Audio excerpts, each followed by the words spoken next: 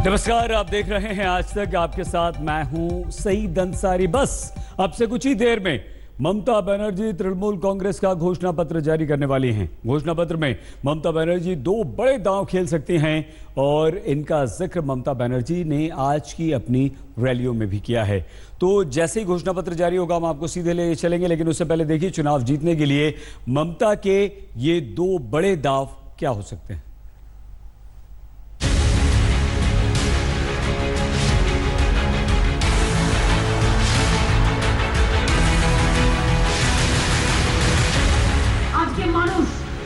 বিনা পয়সায় খাদ্য পায় আর তৃণমূল কংগ্রেসের সরকার থাকবে আর বিনা পয়সায় রেশন আপনারা পাবেন। আগামী দিন রেশন আপনাদের বাড়িতে বাড়িতে পৌঁছে দেওয়ার ব্যবস্থা হবে। দোকানে গিয়েও আনতে হবে না, বাড়িতে বাড়িতে পৌঁছে দেওয়ার ব্যবস্থা হবে। বিনা পয়সায় পাবেন। पुरुलिया की रैली में घर घर राशन पहुंचाने के इस ऐलान ने भले ही ममता बनर्जी को मुश्किल में डाल दिया है।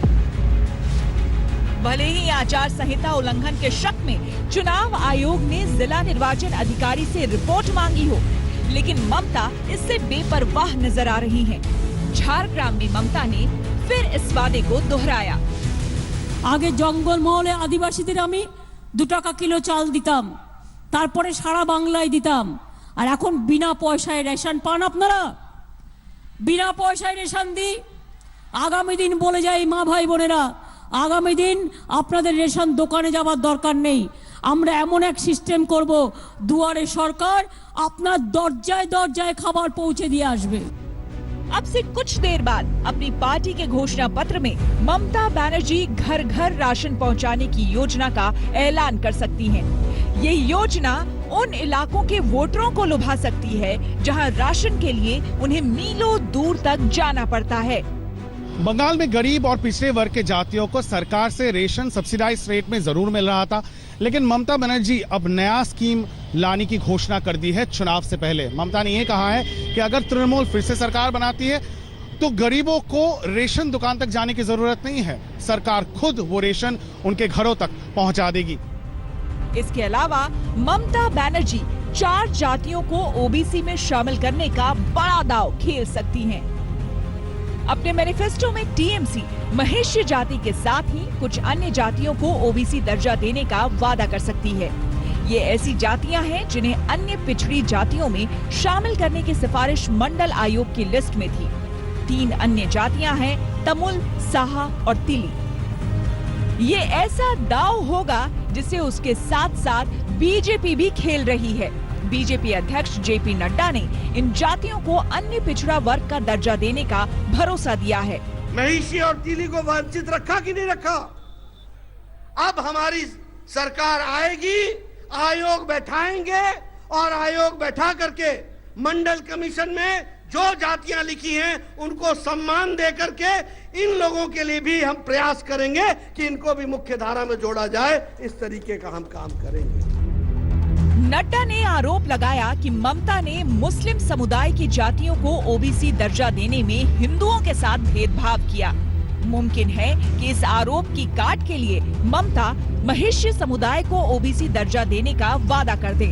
वैसे भी नंदीग्राम सीट पर जहां से ममता चुनाव लड़ रही हैं, वहां इस समुदाय का वोट नतीजे बदलने की ताकत रखता है। पश्चिम बंगाल के चुनाव में इस बार वो सब कुछ है जो पहले कभी प्रमुखता से नहीं रहे। धर्म है, मंदिर है, देवी देवता हैं और जातिगत समीकरण हैं। और यही वजह है कि ममता बनर्जी जहां जा रही हैं जातिगत समीकरणों की बात कर रही हैं, उनके उत्थान की बात कर रही हैं और उन्हें ओबीसी कोटा देने की बात कर रही हैं। और ममता बनर्जी के मैनिफेस्टो में, टीएमसी के मैनिफेस्टो में भी इस बार जातिगत समीकरण देखने को मिल सकते हैं। खासतौर पर पूर्व मिदनापुर में जहां महिष्य प्रमुखता पाते हैं उनको ओबीसी कोटा दिया जा सकता है। महिष्यों से पहले बंगाल में मतुआ समुदाय को लुभाने की होड़ लगी थी। पीएम मोदी ने 2019 लोकसभा चुनाव के अभियान की शुरुआत मतुआ समुदाय के धार्मिक केंद्र ठाकुर नगर से की थी, जहां उन्होंने समुदाय की माता तुल्य बीना पानी देवी के पैर छूकर उनका आशीर्वाद लिया था। वहीं सत्ता में आने के बाद से ही ममता अन्य पिछड़ी जातियों को लुभाने में जुटी हैं। 2011 में सत्ता में आने के बाद से ही ममता ने 37 लाख ओबीसी सर्टिफिकेट जारी किए हैं। वहीं दुआरे सरकार कार्यक्रम शुरू करने के बाद इसकी रफ्तार और तेज हो गई है। अब महिषियों को इसमें जोड़कर ममता दक्षिण बंगाल की कम से कम 50 सीटों पर कब्जा जमाना चाहती हैं। पूर्व मेदिनीपुर के अलावा हावड़ा, हुगली, दक्षिण और उत्तर 24 परगना में महिषियों का अच्छा खासा प्रभाव है। कोलकाता से इंद्रजीत कुंडू और अनुपम मिश्र के साथ आज तक ब्यूरो। तो बस सबसे कुछ ही देर में टीएमसी ममता बनर्जी अपना घोषणा पत्र जारी करने वाली, हम आपको सीधे लिए चलेंगे, लेकिन उससे पहले आपको लेकर चलते हैं बंगाल की 2 अभिनेत्रियों के चुनाव प्रचार में। बांग्ला फिल्मों की अभिनेत्री पायल सरकार और सायंतिका बनर्जी ने अपने अपने क्षेत्रों में चुनाव प्रचार किया है। टीएमसी की उम्मीदवार सायंतिका को पानी की कमी से परेशान वोटरों का गुस्सा भी झेलना पड़ा है। बांग्ला फिल्मों में चमक दमक बिखेरने वाले सितारे अब जमीन पर हैं। पर्दे पर अपनी अदाकारी से लोगों का दिल जीतने वाली अभिनेत्रियों को एक बार फिर लोगों का दिल जीतना है। बार चुनौती चुनावों की है, जिसका फैसला भी जनता को ही करना है। बहुत अच्छा लग रहा है, ये बहुत डिफरेंट एक्सपीरियंस है। देखिए, हम लोगों का जो काम ऑलरेडी है, क्योंकि मैं एक एक्टर हूँ, तो ऑब्वियसली मतलब हम लोग का काम लोगों के साथ ही है। लोग हमें पसंद करेंगे तो हम सक्सेसफुल हैं। तो ये एक चीज़ है जो पॉलिटिक्स में भी सेम ही है कि अगर आप लोगों की मदद कर पाए, लोगों तक पहुंच पाएंगे, लोग आपको एक्सेप्ट करेंगे, तो आप यहाँ भी सक्सेसफुल हैं। बीजेपी में शामिल हुई एक्ट्रेस पायल सरकार जहां कोलकाता के बेहालापुर से किस्मत आजमा रही हैं, वहीं टीएमसी का दामन थामने वाली एक्ट्रेस सायंतिका बनर्जी बांकुड़ा से उम्मीदवार हैं। सायंतिका इस वक्त गाड़ी में बैठ चुकी हैं और चुनाव प्रचार के लिए निकल रही हैं। गर्मी का दिन है काफी और मेहनत काफी ज्यादा होगी, हेक्टिक भी शेड्यूल होगा, तो किस तरह से मैनेज करेंगी आप? देखिए, अभी क्या है, लड़ाई करनी है, अभी उसमें तो मेहनत करनी होगी। मेहनत नहीं, हम लोग जीतेंगे, तो इसीलिए वैसे ही हम लोग सब तैयार हैं। हमारी तैयारी भी वैसी ही है। गर्मी कोई भी फर्क नहीं करने वाली है हमारी लड़ाई में। और अभी हम लोग मैदान में उतर चुके हैं फुल ऑन सब। दीदी जब ऐसी हालत में अभी मैदान में फिर से वापस आ सकती है, तो हमको तो और भी ज़्यादा करना चाहिए। सायंतिका गांव-गांव घूम रही है, चिलचिलाती धूप में अपने चुनाव प्रचार को आगे बढ़ा रही हैं। गांव के अंदर जाने के लिए उन्होंने ई-रिक्शा की सवारी की, जिसे बंगाल में टोटो कहा जाता है। सायंतिका का दौरा शुरू हो चुका है, चुनावी प्रचार शुरू हो चुका है। इस वक्त वो एक टोटो में बैठी हैं। यहाँ पर ई रिक्शा को टोटो बोला जाता है और टोटो में बैठकर वो लगातार चुनाव प्रचार कर रही हैं। इस वक्त टोटो में बैठी हुई सायंतिका से हम बात करने की कोशिश करेंगे। सायंतिका लगातार। और आइए इस वक्त हम आपको सीधे अरविंद केजरीवाल, दिल्ली के मुख्यमंत्री, जंतर मंतर पर वो असली देशभक्ति है कि अगर देश के किसी भी कोने में कोई अच्छा काम कर रहा हो, चाहे कोई कर रहा हो, चाहे पक्ष कर रहा हो, विपक्ष कर रहा हो, कोई अच्छा काम कर रहा हो, अगर मैं सच्चा देशभक्त हूं तो मैं उसका साथ दूंगा नहीं दूंगा। और अगर मैं गद्दार हूं तो उसका काम रोकूंगा मैं। अगर मैं भारत का दुश्मन हूं तो उसका काम रोकूंगा मैं, अच्छे काम को रोकूंगा मैं। ये दिल्ली के अंदर जो अच्छे काम को रोकना चाह रहे हैं, ये ठीक नहीं कर रहे। ये देश के साथ सही नहीं कर रहे, देश के साथ, भारत के साथ सही नहीं कर रहे। तो मैं आज दिल्ली की जनता की तरफ से, भारत की जनता की तरफ से केंद्र सरकार को अपील करना चाहता हूं कि आज इतने लोग यहां इकट्ठे हुए हैं, ये तो फिर भी थोड़े ही आए हैं। इससे ये मत आकिए दिल्ली के एक एक आदमी के दिल में। मैं देख रहा था 3-4 दिन से ये टीवी चैनल वाले सारे सर्वे चला रहे हैं, 90% लोग दिल्ली के कह रहे हैं गलत कर रही है केंद्र सरकार। सर्वे में भी आ रहा है। मैंने देखा कुछ पत्रकार सड़क के ऊपर अपना कैमरा लेके घूम रहे थे, सबसे पूछ रहे थे, हाँ भाई दिल्ली सरकार किसको चलानी चाहिए, केजरीवाल को चलानी चाहिए कि केंद्र सरकार को। 90% लोग कह रहे थे कि केजरीवाल को चलानी चाहिए, हमने उसको चुना। तो मैं केंद्र सरकार को अपील करना चाहता हूं, वापस ले लो अभी ये कानून, अभी भी इस कानून को वापस ले लो। अभी ये कानून वापस नहीं हुआ, इस कानून को वापस ले लो। जनता की ताकत को मत छीनो, जनता के साथ धोखा मत करो। 1947 में आजाद हुआ था देश, 75 साल हो गए। आज देश अपनी आजादी के 75 साल मना रहा है।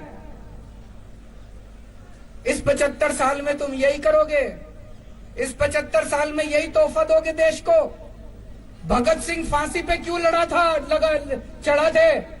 चंद्रशेखर आजाद, भगत सिंह, राजगुरु, अशफाकुल्ला खान, सुभाष चंद्र बोस, बाबा साहब अंबेडकर, उन लोगों ने क्यों कुर्बानी दी थी? उन लोगों ने कुर्बानी दी थी, अंग्रेज जाएंगे, भारत में जनतंत्र होगा, जनता सरकार चुनेगी, वो सरकार जनता के लिए काम करेगी। उन्होंने ये थोड़ी सोचा था आजादी के 75 साल के बाद एक ऐसी सरकार आएगी कि जनता के सारे अधिकार छीन लेगी। तो मैं केंद्र सरकार से अपील करना चाहता हूं कि आजादी के 75 साल के अंदर इस किस्म के काली हरकत मत करो, इस किस्म की गंदी हरकत मत करो, देश के साथ इस किस्म का धोखा मत करो। और मैं दिल्ली की जनता को भरोसा देना चाहता हूं, चिंता मत करना, ये जो मर्जी हमारी शक्तियां छीन ले, ये जो मर्जी कर ले। आपको याद है जब सुप्रीम कोर्ट का आदेश नहीं आया था, सारी फाइलें एलजी के पास जाया करती थी। हम आपके लिए सीसीटीवी कैमरे लगाना चाहते थे पूरी दिल्ली में। एलजी साहब ने 1 साल तक फाइल रोके रखी, सीसीटीवी की 1 साल तक, 1 साल तक सीसीटीवी की फाइल रोके रखी। फिर मैं, मनीष सिसोदिया जी, गोपाल राय जी और सतिंदर जैन, हमने एलजी साहब के घर के अंदर जाके धरना कर दिया और आपकी फाइल पास करा के लाए थे। तो दोस्तों, अपने सामने अब 2 काम है, दिल्ली की जनता के सामने 2 काम है। एक, हम ये संघर्ष करते रहेंगे कि जिसके लिए हमारे आजादी के दीवाने लड़े थे, उन्होंने कुर्बानियां दी थी कि सत्ता जनता के हाथ में होनी चाहिए, ये सत्ता वापस जनता के हाथ में लेके रहेंगे। और दूसरा, कोई भी काम नहीं रुकने देंगे। जितने दिल्ली के विकास के काम हैं, सारे विकास के काम होंगे। इसके लिए चाहे मेरे को इनको पैर पकड़ने पड़े और चाहे इनको हाथ पकड़ के थोड़ा सा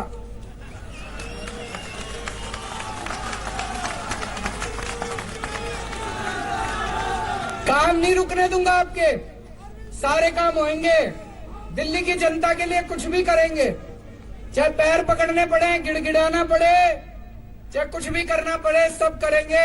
आपके काम नहीं रुकने देंगे। लेकिन जो इन्होंने जनता की ताकत छीनी है, वो वाली ताकत भी वापस लेके रहेंगे। भारत माता की।